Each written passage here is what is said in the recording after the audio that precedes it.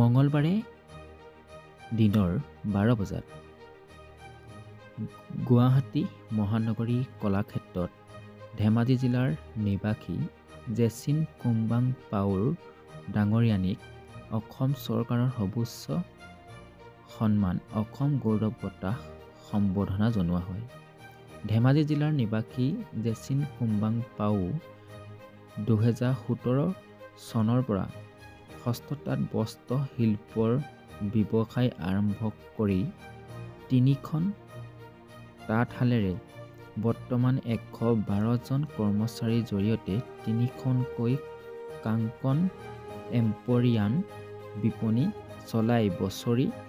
প্ৰায় 1 কোটি টকা ব্যৱসায় কৰি অহাত আজি গুৱাহাটী মহানগৰৰ কলাক্ষেত্ৰত দিনৰ 12 বজাত